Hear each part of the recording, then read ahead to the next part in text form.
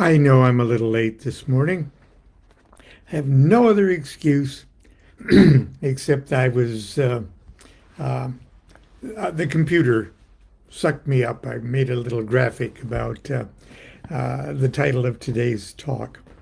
Now I know I look a little different this morning. I know what you're thinking. It's his hair. It's my hair, isn't it? Constance wanted me to part it on the side here and comb it over. Now, I don't like it this way, okay? And the reason I got my glasses off is so I don't have to look at myself in the monitor. No.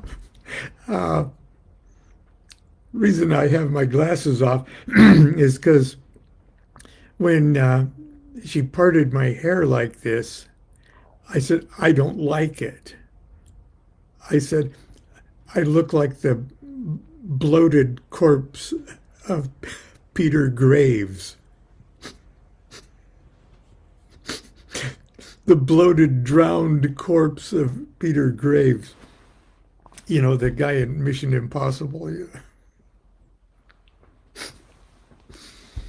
And she says, I had to share that with you. I wasn't going to do it, but I did anyway. Anyway, yes, here I am looking like, oh God, I can see it now. Um, the bloated corpse of Peter Graves. But I digress. Uh, I sort of titled today's talk about magic, learn what it really is, and then make it you. And that's exactly what I mean. Uh, you spend a lot of time learning about magic and Kabbalah and the foundations of magic. Many of you out there are students of the magical arts, and we spend a great deal of time uh, studying it, gathering books, and comparing magical systems and things like that. And but ultimately, uh, what are we doing with that? Are we just impressing each other on social media? Are we comparing the links of our libraries and uh, actually learn what it really is first? Okay, there's only two little jobs that a magician does, two little chores. Okay, the first one is learn what it really is. Okay, and sometimes that takes years and years and years, especially if you're waiting for just osmosis to set in, that you learn all of this stuff and you sit around and wait for Saturn to return for a second time. Just go, oh, that's what it really is. That's awesome. Okay. Or somehow or other, through the magical practices themselves, the light bulb goes off over your head and go, wow, that's what it really is. It's awesome. And whatever, once you find out what it really is, then you make it you. You make it you. You, not anybody else, not your friends or you. You make it you. Find out what it really is and make it you. Okay. Now, two of my books. One of them is the very latest one that I've poured the last 3 years of my life into. The Tarot Architect. Now, the Tarot Architect It is exactly that. You literally build the you find out what the tarot is, and then you use each card as a brick, if you will, to build your own temple, to make it you, to make you the temple. And it's a book that, besides, enough theory to satisfy the theoretic, but it's actual meditations. Okay, meditations, visualizations, exercises, exercises that serve to actually labor to make it you. And because it's so much of the tarot is based on basic Kabbalistic principles, I've written another book not too long ago called The Son of Chicken Kabbalah. And the Son of Chicken Kabbalah is like a 3-degree initiatory system. Okay, you read yourself through it, or you can get together with some friends and actually turn it into a living room temple with initiation ceremonies and fun stuff and candle lighting and play acting, like all initiation rituals. That's the Son of Chicken Kabbalah. Okay. And it too is full of exercises designed to make the Kabbalah you, to make you the embodiment of it. Okay. Because let's face it, you are the only thing you have to work with. You are the wand, you are the cup, you are the sword, you are the disc, you are the tablets, you are the alphabet, you are the letters, you are the planets, you are the zodiac signs, you are the elements, you are the aethers. So, I wanted to get that across because I'm reading people's comments on the Tarot Architect, which are, oh, thank God you like it. But the fact that the readers seem to be getting the fact of, oh, I actually am putting this in myself, and then letting it grow naturally, organically, the same way that I grow naturally, organically. And so at the very end, it's not a spoiler, but at the very end of the 3-degree initiation ceremony is outlined in the Chicken Kabbalah. I have what I call the valediction. To the graduating chicken Kabbalists, okay? And it's really short. It's just 2 pages. So I'm going to read the valediction.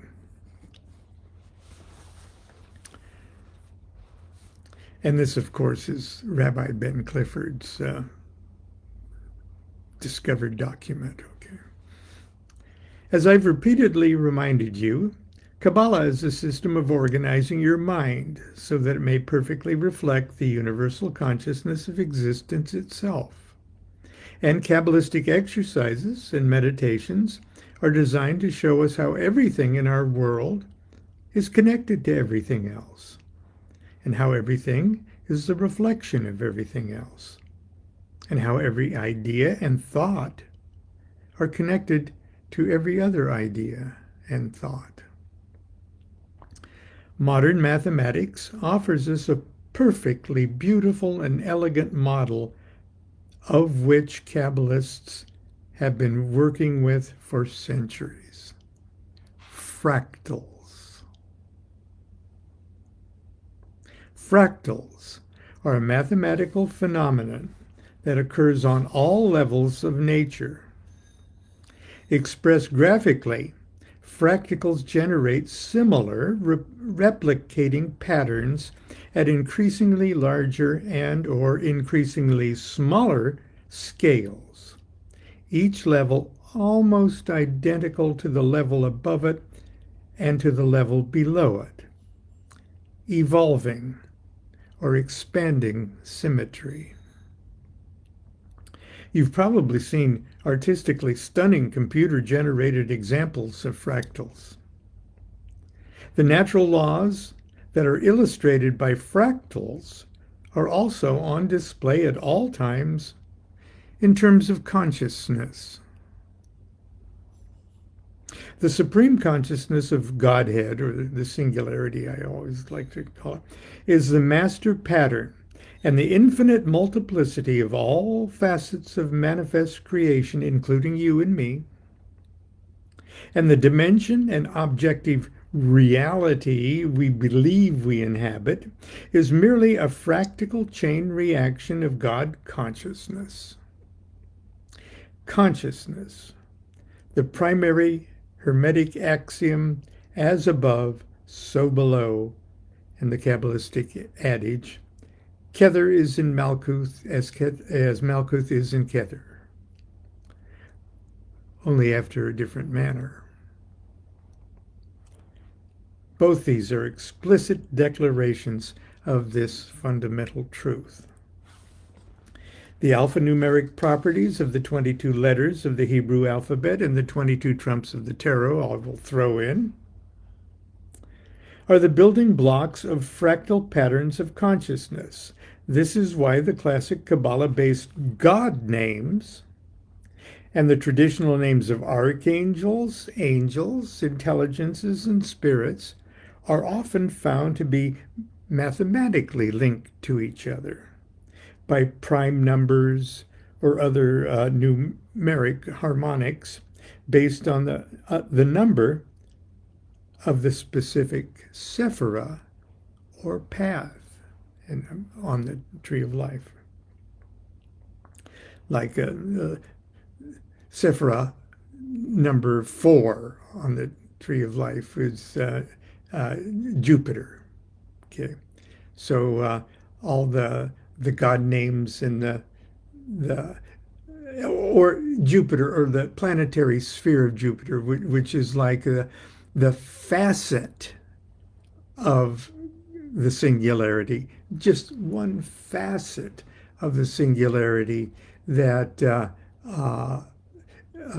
is seen or displayed or manifests the qualities of Jupiter, the Jovian qualities. Okay, so there is nothing other than the singularity, but you can, a master jeweler has faceted the singularity, so when you hold it at a certain angle, you see the Jupiterian quality of it, and you hold it at a different angle and you see the Mars aspect of it, or you get what I'm saying. For example, some of the angels traditionally associated with the planetary sphere of Mercury, Sephira number 8, are the intelligences Tiriel, and I've spelled it in Hebrew, and, well, I've broken it down, okay, because this is a Kabbalah book, so Tiriel, okay.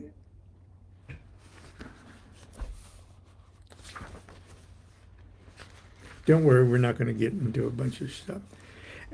So there's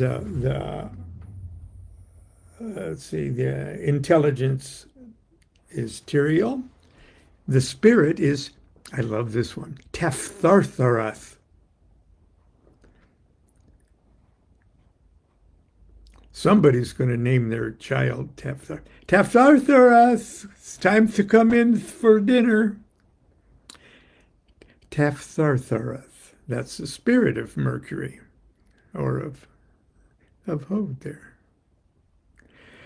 Also, the two intelligences associated with the zodiac sign Gemini, which is ruled by Mercury, are Din and Dani.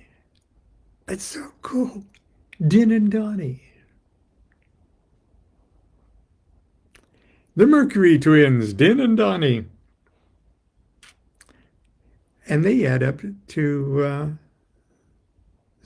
64, or 8 squared. Tepharthurus adds up to 2081, which is the sum of 64 or 8 squared. Okay, they're all humming with the same harmonics of eightness. Obviously, the number 8 in all cosmic and abstract meanings to all things eightish is a common denominator, and it's like the tonic note for musicians. It'd be the tonic note of a key. The tonic note within which these spirits vibrate and harmonize at their specific level. But as you thumb through all the reference books in your library, you'll encounter hundreds of examples where these alphanumeric harmonies do not neatly appear in a consistent manner. That's to be expected given the fact that most of our reference books are compilations from multiple sources, written and rewritten, translated and retranslated from Hebrew to multiple languages, all with different pronunciations and renderings of Hebrew. Some even mix with Greek and Latin letters and then into English. However, it's abundantly clear that in the mythical Eden of the ideal and pristine Kabbalah, the divine letters began as perfect alphanumeric building blocks forming divine words, which were the perfect numeric building blocks forming divine sentences, which were the perfect alphanumeric building blocks forming divine paragraphs, which were the perfect alphanumeric building blocks forming divine chapters, which were perfect alphanumeric building blocks of the book of life itself, to the mind of God. Tyrael and Tepharthurus and Din and Donnie may hold a special place in your tradition-loving Kabbalistic heart, because they are so romantic. Oh, Tyrael, I can see you with your flapping wings, and Din and Donnie, you crazy little mercurial kids, you know. And indeed, you might want to consciously work with them as mercurial forces, or in the raising of your consciousness to the level of Sephirah, of the Sephirah Hod, or the path of Zion on the tree of life. But Tyrael and Tepharthurus and Din and Donnie and all the traditional angels and spirits of the Kabbalah and medieval magic are not, in and of themselves, crystallized or sacrosanct magical beings living objective lives in some Kabbalistic boarding house. Hell no. Some real live person in the past made them up. Somebody just like you used their Kabbalah skills and imagination to invent all the gods, the archangels, angels, intelligences, spirits, and demons. As a matter of fact, using your mastery of the Hebrew alphabet, you could right now set to work to create your own unique, personal, 8-based pantheon of spiritual forces of your own, or 8 or any number. You could build their names from Hebrew letters, enumerating to numbers that have 8 as a conspicuous factor. Your knowledge of the proper colors reveal what these angels look like. Your knowledge of their elemental, planetary, or zodiacal makeup reveals their specific powers and gifts. Think about it. Your own private hierarchy of spiritual beings, immediately and intimately linked to you, because they're your creations. That's the kind of things grown-up Kabbalists do. That's what Kabbalah is all about. And now, dear friend and comrade, here at the conclusion of your initiatory journey, I'm suggesting that you do just that. Create your own angels. Create your own personal hierarchy of heaven. Think of it as an exercise, or think of it as your great work. Make it simple. God name, archangel who works for that God name, angel who works for that archangel, intelligence who works for that angel, and spirit who works for that intelligence. Start out with the tree of life as your ladder, reaching up through levels of consciousness. Base your first set of names on number 10, then 9, then 8, then 7, 6, 5, 4, 3, 2, and finally 1. That'll be a challenge. You don't think you can do something like this? Hell yes, you can do it. You're a chicken Kabbalist. Don't worry about it. Just start.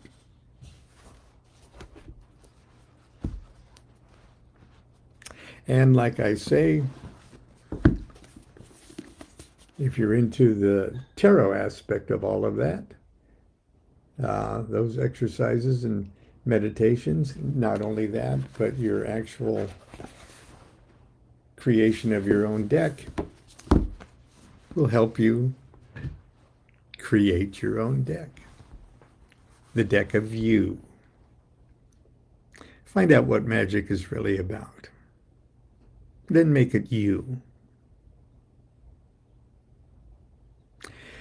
Okay, I'm going to take my Peter Graves haircut. I'm going to brush my hair differently tomorrow so I don't look like the bloated, drowned corpse of Peter Graves. Unless, of course, you like it. Okay, I'm here for you. Until tomorrow, continue to be good to yourself and be good to each other. Do what thou wilt shall be the whole of the law. Love is the law. Love under will.